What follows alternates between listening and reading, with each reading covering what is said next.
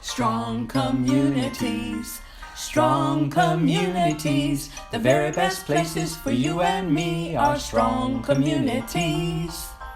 When we listen, when we share, things always go better. When we show how much we care, we grow strong together. Strong communities, strong communities. The very best places for you and me are strong communities. Hi, my name is Barry Stewart Mann. And I'm Deborah Strahorn, and welcome to Storybooks for Strong Communities. In this series of videos, we're going to be sharing with you some of our favorite stories from children's picture books. Stories that show the importance of being in a community, of supporting other people in your community, of having a strong community around you. And if you like them, you can find them at your favorite library, or if you really want them, you can purchase them at a local bookstore. So now it's time for Storybooks for Strong Communities.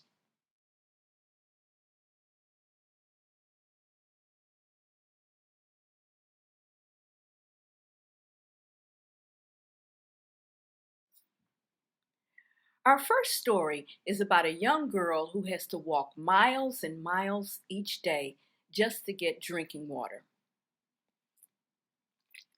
The Water Princess, written by Susan Verde, pictures by Peter Reynolds. Whenever I'm thirsty, I can just go to my faucet, turn it on, and get a tall glass of water to drink, or just go in the refrigerator and get a bottle of water.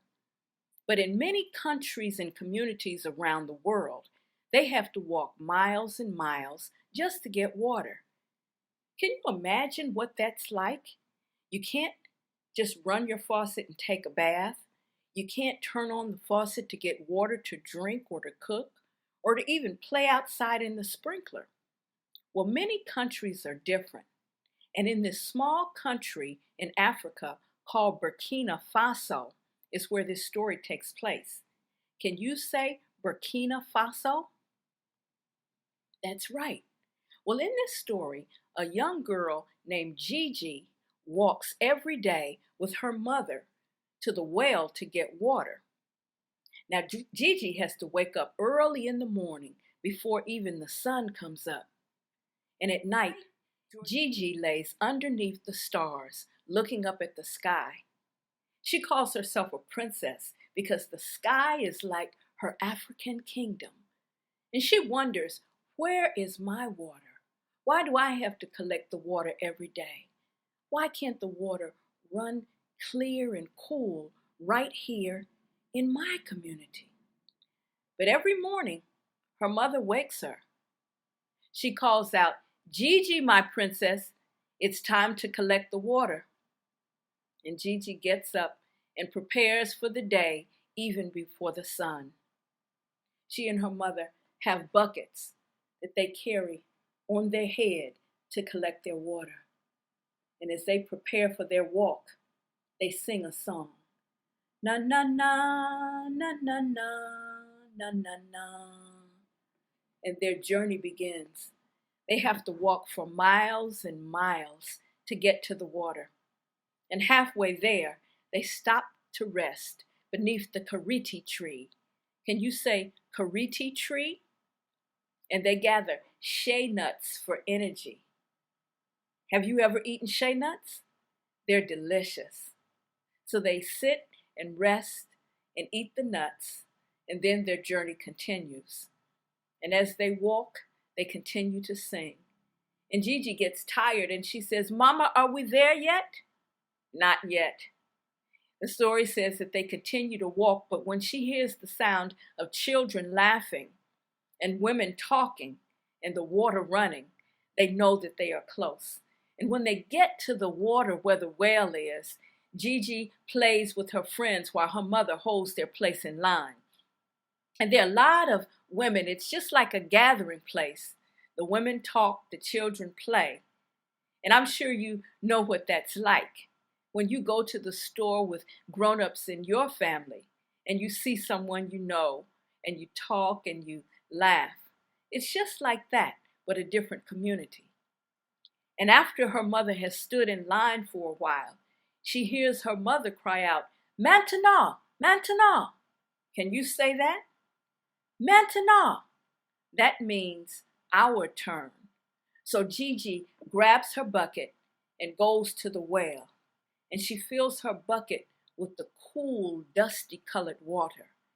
And she and her mother prepare for their journey home. But this time, as they carry the bucket is much heavier, and their walk is much slower. And they walk and walk many miles to get home. And finally, they arrive. But it's not time to drink the water yet. They still have to boil the water to clean it. And after a time, the water is finally ready, and Gigi washes her clothes, and her mother prepares the meal. And her father comes from the field and says, Hello, Gigi, my princess. And he gives her a big hug because he has worked in the fields all day. That's his job. And Gigi's job is to bring water. And he gives her a big hug, and the family sits down and they enjoy the meal together. And after the meal, bodies clean, Gigi sits there underneath her kingdom, underneath the stars. And she looks up at the stars and wonders, when will water, fresh, clean, cool water, come to my village? And at night, Gigi plays with the dogs, and she sings a song that can tame the wild dogs. And she plays in the grass and does a dance that makes the grass sway. And she plays hide and seek with the wind. And her mother comes to her and finally brings one more cup of the cool, clean water. And as Gigi drinks the water, she looks up at her mother and says, Mama, when will the water come to our village? And her mother tells her to dream, my princess, dream of how one day you can bring the water to our village. And that is the story of the Water Princess. And this is a true story that was inspired by a young girl by the name of Georgie Bedell. She's a fashion model who lived and grew up in Burkina Faso with her grandmother. And she and her grandmother walked to the river. They walked to the well every day to gather the water. And Georgie always dreamed of going back to her country, to Burkina Faso, and doing something for her village, for her community. And she did. She started a foundation called the Georgie Bedell Foundation. And they were able to bring a well called Ryan's Well to her community. And this is a great example of someone who went away and came back to their community to help their community be strong. And you can learn more about Ryan's Well and the Georgie Bedell Foundation by reading the book, The Water Princess. Well, that story took us to a faraway place. It told us about the water princess who lived in a place in Africa called Burkina Faso. You can see I have a map of the world behind me, and Burkina Faso is right here in Africa, and it's this orange country right here. Well, our next story is going to take us around the world as well. You know, I live here in the United States. I live in this part of the United States called Georgia, and you probably do too. And where I live, I have some wonderful friends. You probably do too. I have some friends who live in my neighborhood, and also friends that I know from schools that I go to, or parks that I go to, or friends that I know through my family. You probably do too. But lately, I've been spending a lot more time on my computer. And I'm lucky, like you, that sometimes I can talk to people through my computer or through my phone who are really far away, all over the world.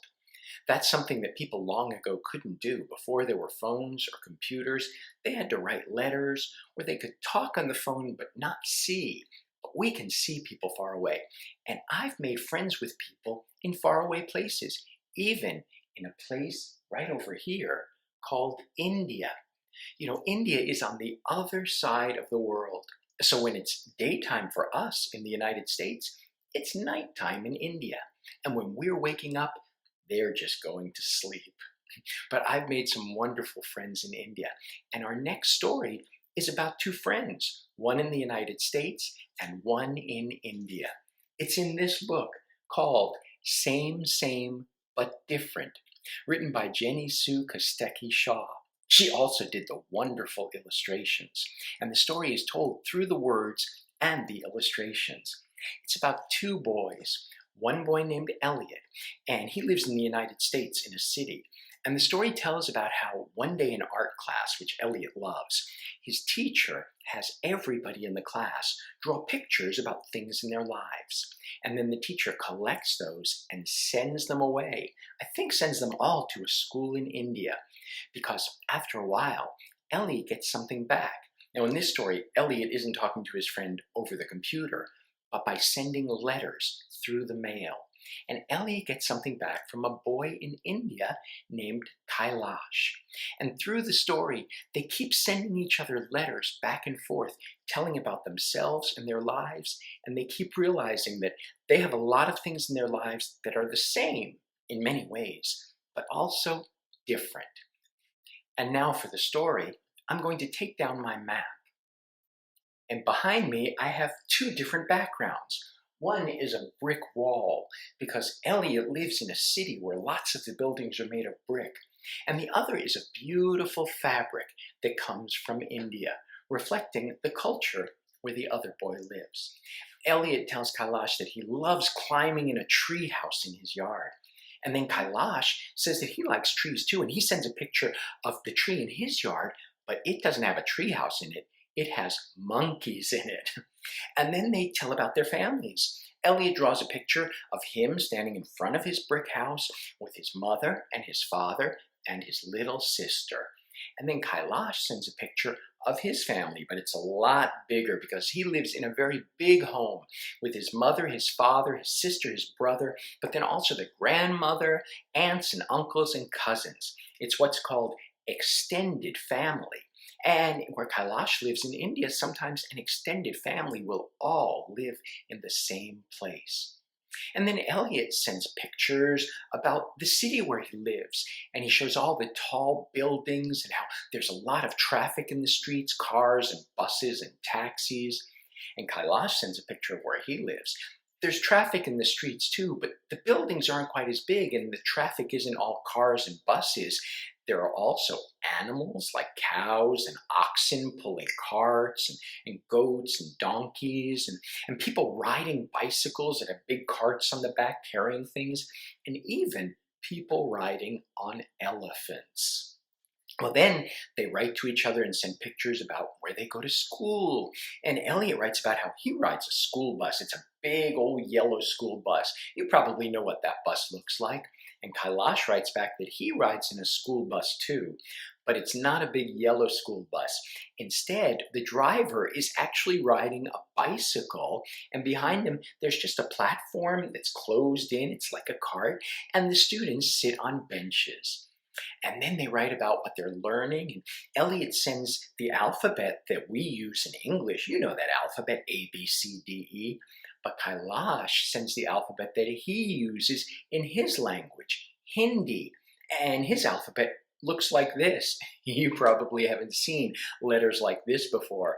They look strange to Elliot too, but to Kailash, that's how his words are written. And Elliot writes about how he loves art class. That's his favorite class because he can imagine himself being or doing anything. And Kailash writes back that his favorite class is his yoga class. And he draws a picture of himself in a yoga pose. You probably know that in yoga, people get into poses. And the pose has his hands out in front and his face up and his tongue sticking out. It's called the lion pose. And in his picture, he's looking in a mirror and he sees a lion looking back at him from the mirror. And then Elliot writes about how he has a special way of greeting his friends. They say hello, but they do a secret handshake, and he draws all the pictures of all the different parts of the handshake. And Kailash writes that when he greets people, they put their hands together and bow and say a special word, namaste, namaste. And through this all, they keep writing that, well, it's so much the same, but also different. But by the end, they ask themselves, are we really that different? And they kind of decide that maybe the way of talking about it is different, but really, in the heart, they are the same. And at the end of the story, at the end of the book, we see Elliot in his room with all of the pictures that Kailash sent him up on his wall. And we see Kailash in his home with all of the pictures that Elliot sent him up on his wall. And that's the story of same, but different. It's a wonderful story that reminds us that even though in different parts of the world we wear different clothing, we eat different food, our homes look different, we might get places in different ways, we have different animals, but ultimately we're all part of the human community.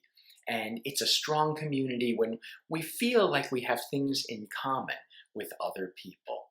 So that's our story. Same, but different. Celebrating the human community around the world. Our last story is The Big Umbrella. It's in this book by Amy June Bates.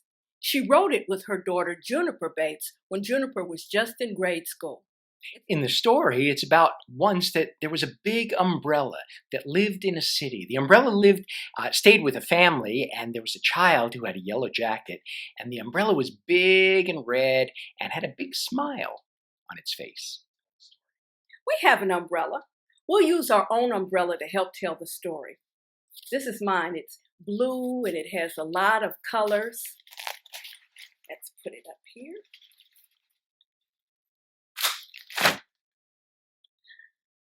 The child took the umbrella out one fall day. The breeze was blowing the leaves off of the trees. They thought it might rain. The umbrella loved to help out. It loved to spread out wide and cover over the child's head and protect it and help out any way it could. Well, it did start to rain. Oh, I have a rain stick here to help. Listen.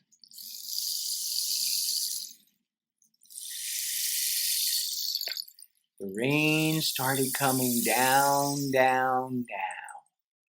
The child stood on the corner underneath the umbrella, protected from the rain. Along came another child in a blue raincoat with a yellow backpack and moved under the umbrella too. The umbrella was happy because the umbrella enjoyed protecting people from the rain. And then came along somebody playing basketball. You can't play basketball in the rain. And along came a ballet dancer. Ooh, you can't dance ballet in the rain. So the ballet dancer came under the umbrella too. And along came a big, strange bird that looked kind of like this. It had big, goofy feet. And since the umbrella wasn't big enough, the umbrella got bigger and bigger to make room for everyone. And then came along a brown, hairy creature with a briefcase and a person with a polka dot coat. And there was room enough for everyone. And next along came a little old lady with a cane. And soon there was a dog with floppy ears. Woof, woof, woof, woof, woof. Oh, it looked like there wasn't enough room in the umbrella, but the umbrella kept getting bigger and bigger. Some people came and they thought there wouldn't be enough room, but the umbrella got bigger and they were able to get under it. Someone with a stroller and a baby. Someone holding a book over their head. And someone in a wheelchair. Someone came riding a bicycle, and someone in a hijab, a head shawl covering her head, and a jogger, an ice cream seller, a painter, even an octopus. And lots of children, and there was room for them all. It was a big umbrella. There were so many people and creatures and friends and strangers, the whole community gathered under the big umbrella. And soon the sun came out, and everybody said goodbye and went their separate ways. And the big umbrella was so happy because it had helped everyone out. It had protected the entire community. And that's the story of The Big Umbrella. This is such a sweet story, Barry. The pictures are colorful and beautifully done, and it has such a watery feeling. But is there really an umbrella that big? Deborah, I don't think there's really an umbrella this big, but I think that Amy June Bates and her daughter Juniper think about community like an umbrella because it covers people all around and it invites everyone in. And just like the big umbrella, a community can get bigger and bigger and have as many people as you want. Like, Deborah, can you think of people in your community that maybe you see around where you live that you would include under your big umbrella? Yes, there's Mrs. Muhammad, who runs the corner grocery store. I go there once or twice a week. Mm-hmm. And then there's Mr. Jimmy. He walks by my house every day on the way to the bus stop. And of course, there's Mr. Hakeem, my handyman.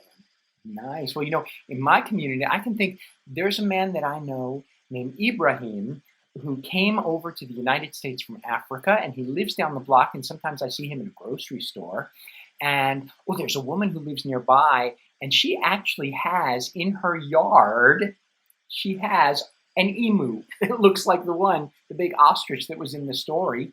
And I think of another woman that I see on the street all the time because she's a runner and she goes out jogging and she has small children, so she's often pushing her daughter in a jogger. Wow. Well, think about the people in your community. Who are the interesting, wonderful people that you would have under your umbrella? Under your big umbrella. Big umbrella, that's right.